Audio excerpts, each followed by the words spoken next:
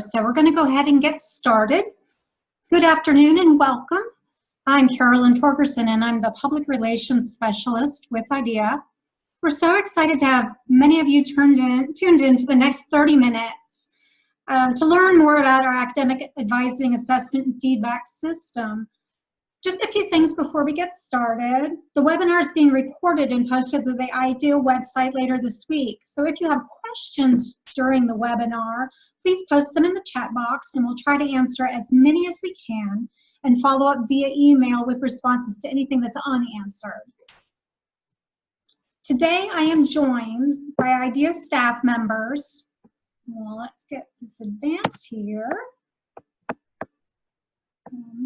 There we go. Sorry about that. There we go. I'm joined by IDEA staff members Jake Glover, Tim Archie, and Sarah Boggs. They have each played a role in the research, development, and communication of our new system, and I'm thrilled that they could join us today. To get us started, I'd just like to briefly touch on IDEA's work. IDEA is a nonprofit organization dedicated to improving student learning in higher education through analytics, resources, and advice since 1975. We're known for many things: our solutions, such as our student ratings of instruction and leadership feedback systems, our research, including our technical reports and IDEA papers, and our resources, such as our notes on instruction and learning, quick ideas, our Sound IDEA podcast, and informative webinars. Now that you have just a little background on IDEA, I'd like to introduce Jake, who will be talking about the development and components of the academic advising, assessment, and feedback system. Jake? Yeah, thank you, Carolyn. Hello, everyone. Welcome today.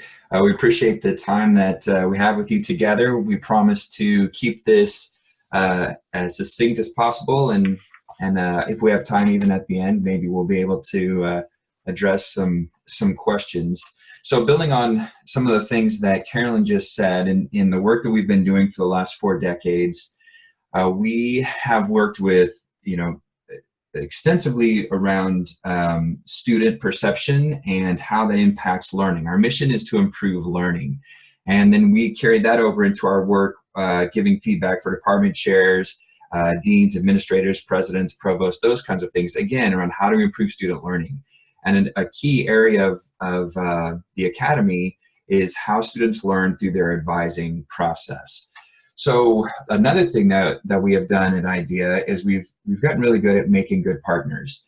So you'll notice here the Council for the Advancement of Standards in Higher Education is a well-known organization who helps give the alignment, give the outline of what is a standard, what should a good program look like. And they help facilitate these questions that you see here, because we're, as people in higher education, we're asking ourselves, well, how do we get better at this? What is the standard? Are we meeting the standard? And as we're making changes, how are those changes working out? Is it doing what we thought it would? So we've taken the opportunity in our partnership with CAS, they're the peanut butter, we're the chocolate, to try and make something better that would apply to advising specifically. How do we take these standards and then give feedback that then builds on and gives insight into student learning, even in particular around the advising program? So on the next slide, let's take a look at how we want to approach this, how we built a system to accomplish that.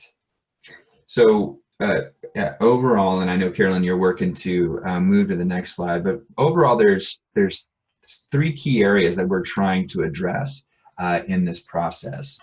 And a lot of times we end up getting one of these really well. We get good at one of these or maybe 2 of these, but we feel like in our partnerships and the way we've devised this system, it helps facilitate all 3 of these areas. So we want to give standard, valid, reliable data on the analysis side of things. But then we can't just give numbers out of context or give those without any kind of resources towards development. That ends up only being punitive or, ostensibly kind of worthless. So we've tied that to development in our partnership with NACADA, and I'll show you what that looks like here in our reports here in a minute.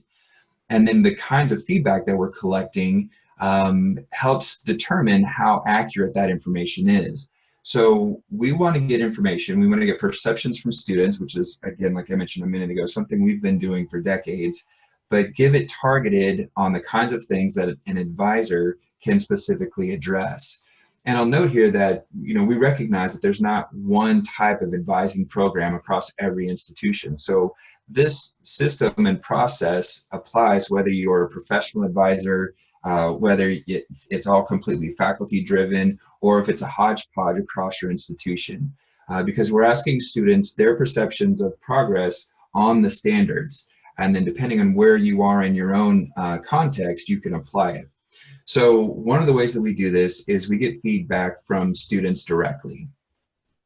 And we are asking students to tell us their perceptions of their experience with their academic advisor.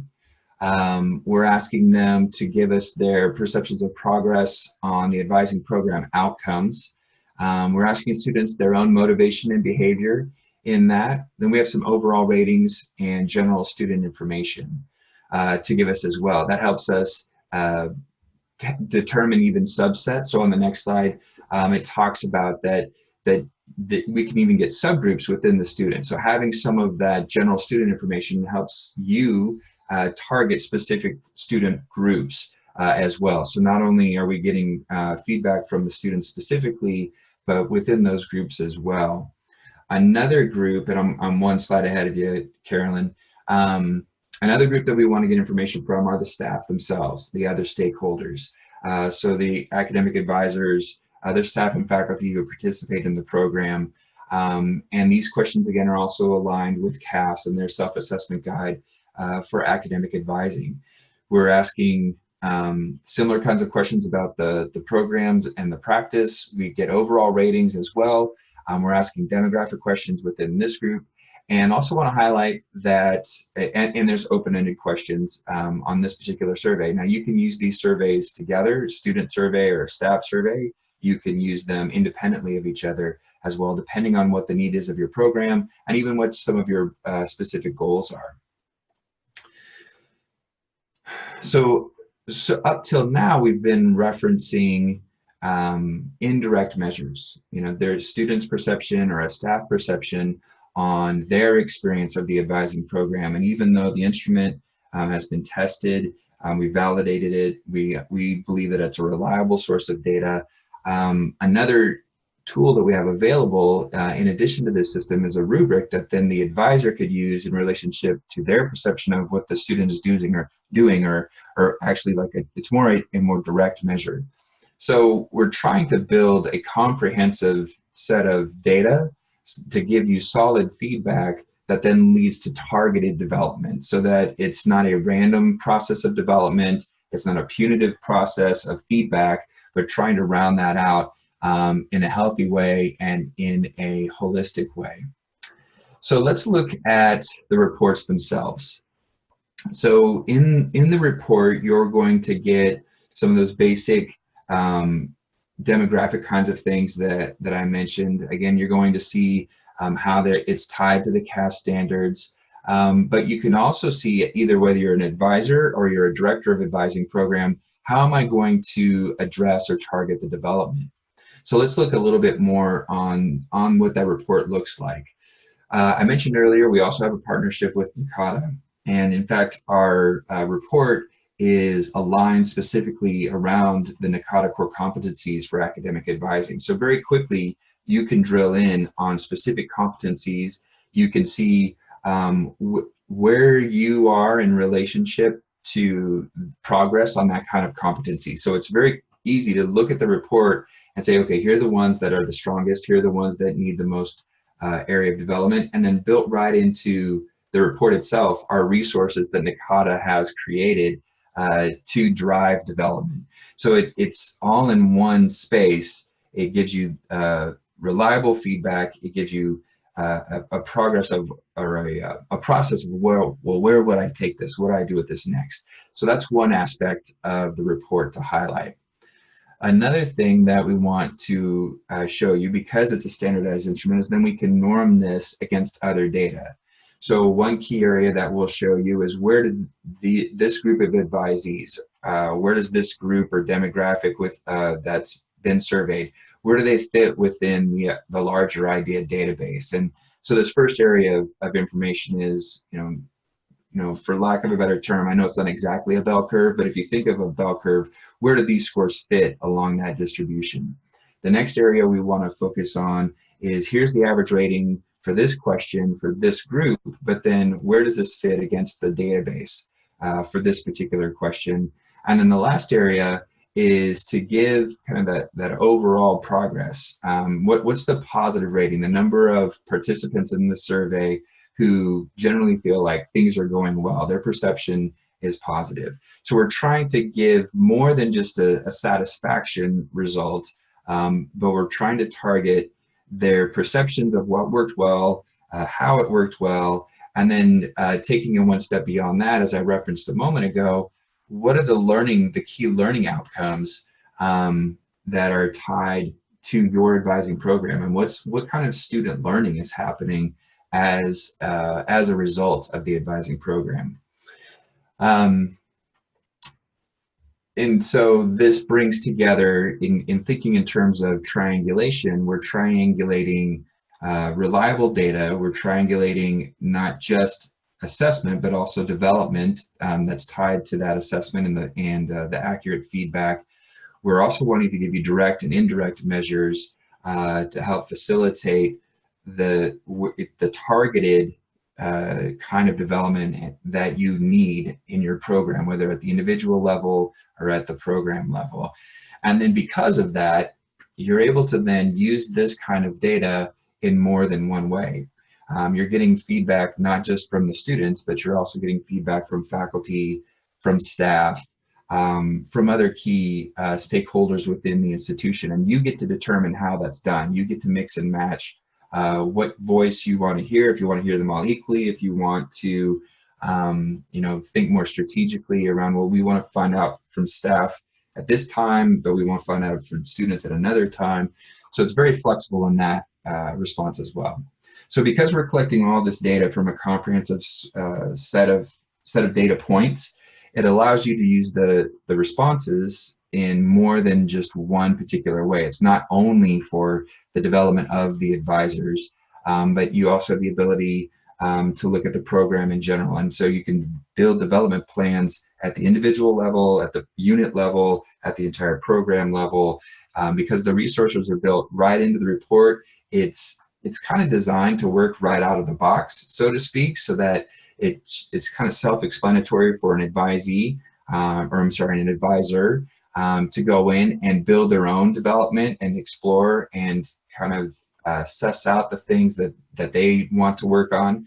So it doesn't have to only be driven from the top down, so to speak. And then finally, you have the data that you can then use directly for your own professional standards, accreditation requirements, and those kinds of things.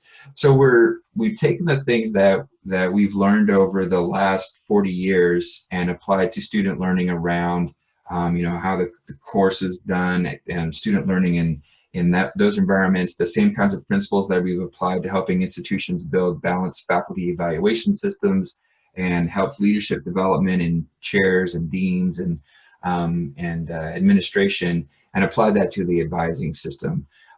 So we're very excited to show it to you, to give you the chance to interact with it. But that's not just where it stops. So from here, I'm going to turn it over to you, Tim, and let you take it from there. Thanks, Jake. I want to talk to you guys today about some of the additional uses of the academic advising system beyond what Jake has highlighted earlier. So one of the areas that we can help you with is with our research consulting services and conducting custom analyses that can be used to generate additional insights. And you can use these insights to promote student success, and our research consulting services is something that should be able to help you with that. Now, generally, the process for developing these additional insights is to disaggregate the IDEA academic advising data and merge it with your institutional data.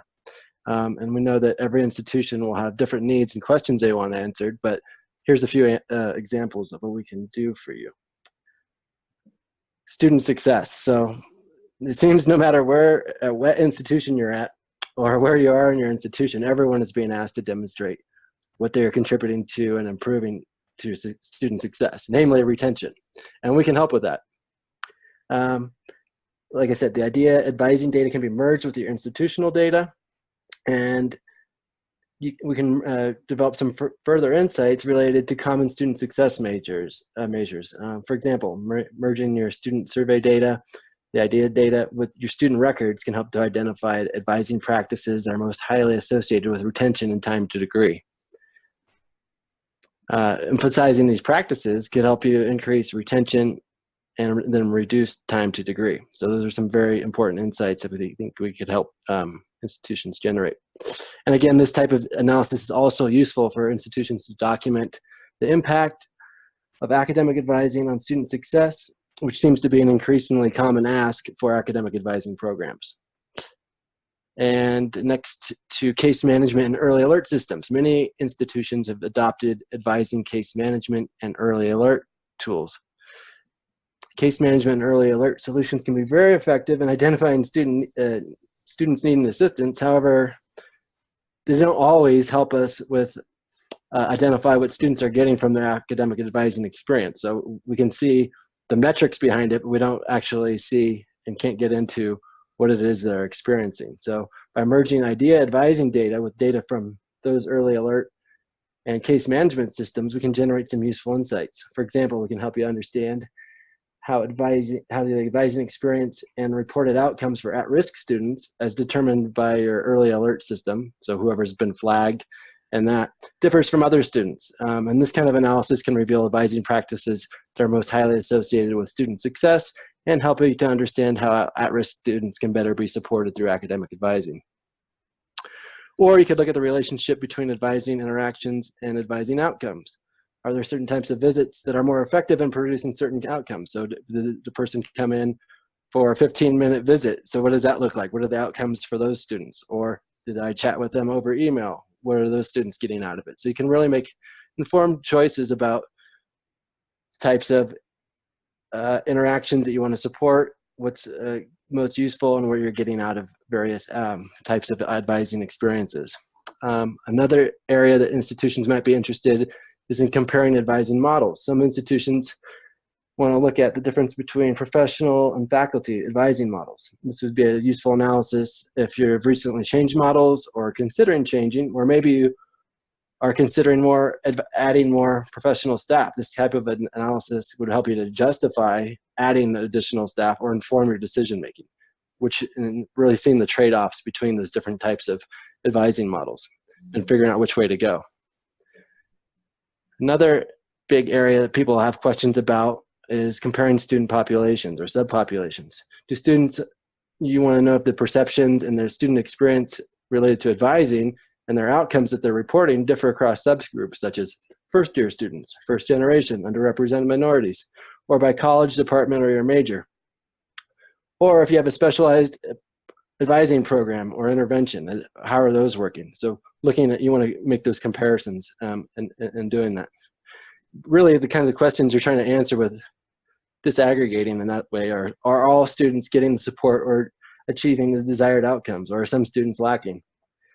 Also, what is the student profile of students who are reporting highly effective advising experience and those who report less advising experiences? So digging into those details will really help you develop targeted interventions, programs, and services for specific student populations, or justify the programs you already have in place, or to make a case for expanding programs or interventions.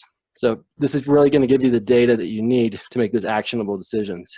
And so to recap, these additional analyses that we can perform through our research consultant services can help you to document and improve your student success, including retention, leverage your case management and early alert systems, answer questions about the various advising models you may have, and look at the advising outcomes and identify student needs across a variety of student subgroups. All of these can give you data that you need to make informed decisions about the effectiveness of your existing programs and help you develop new programs or interventions that can promote student success. So if you're interested in developing any of these types of insights for your institution, then just let us know. And with that, I'll turn it over to Sarah to talk about IDEA support. Sarah? Thank you, Tim. So now that we've covered the systems components and what it can do, we could talk about how IDEA can support you and your campus through this process. As with all of our services and resources, our goal is to help you be successful and to maximize the feedback that you get and how you can use it. So some of the ways we do that are we can perform pre-survey consultation, discuss what it is, what are your goals, what are you looking for, what answers do you need, and then determine the best instrument for use or maybe what order to administer them in. Guided interaction for the request forms and ensuring that your data is entered correctly.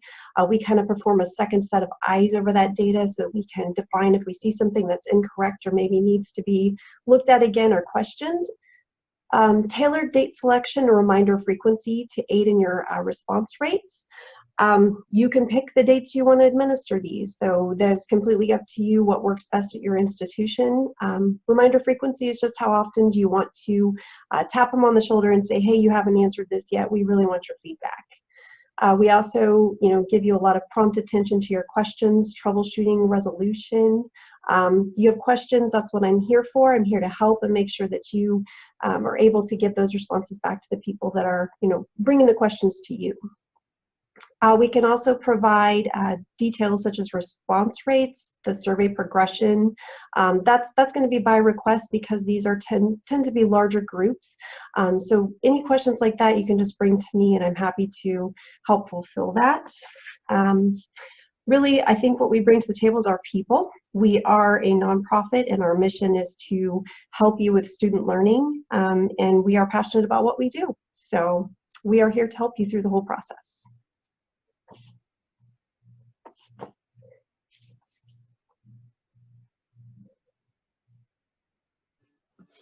Oh, thank you so much, Sarah and Tim and Jake, for your input. We have just a few minutes left, and so just to wrap things up, we're going to let you know that we'll follow up with an email by the end of the week that's going to include a few things.